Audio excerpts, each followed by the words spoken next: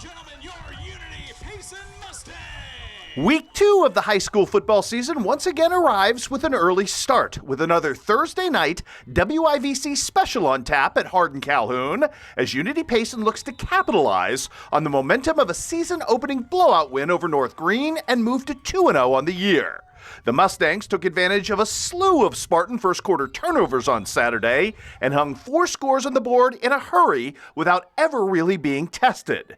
Calhoun then represents a step up in competition and an opportunity for the Ryle Duke-led offense to continue to build momentum towards that critical road trip to Central in Week 3.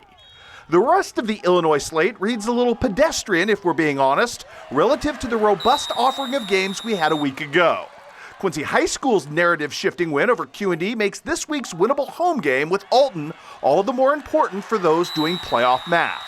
And while much of the talk last week centered on the Blue Devil ground game, it was that Ty Douglas-led QHS defense that proved the real difference maker.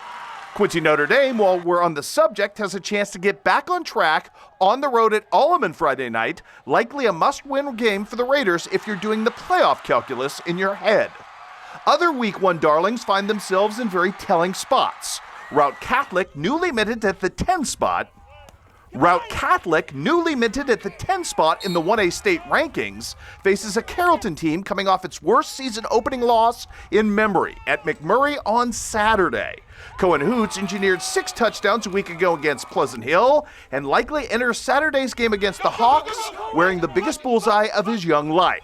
Macomb, looking very legit after that win over Rushville Industry, will trek to South Fulton on Friday, and Brown County tries to continue to prove the preseason doubters wrong with a win on the road over North Green. The most critical Week 1 game in Illinois then might just be Rushville Industry trying to avoid an 0-2 start, staring down an Elmwood Brimfield squad that absolutely dismantled Illini West in week number 1. West of the Mississippi, Hannibal looks to force the city of Jefferson's split this week, hitting the road to take on the Jeff City Jays after last week's loss to Elias.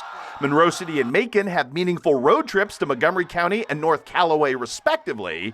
Palmyra gets head coach Kevin Miles back this week after that loss to Hallsville, but also the Panthers face the worst road trip possible in tri-state football right now, heading to Bowling Green, with that juggernaut awaiting.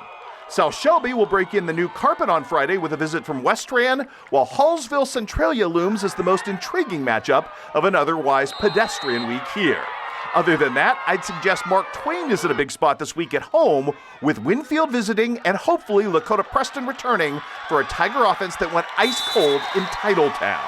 And in Southeast Iowa, Fort Madison hosts West Burlington after that hard-scrabble win last Friday over Keokuk. Central Lee, meanwhile, came smashingly close to ending the losing streak last week, and the Hawks have another solid chance to do so on the road at Cardinal. Again, it's not the sexiest schedule in the world overall, but on balance, with a lot of upstart programs rising last week in our area, this is a chance for them to prove that the tide has indeed turned in their favor for the good.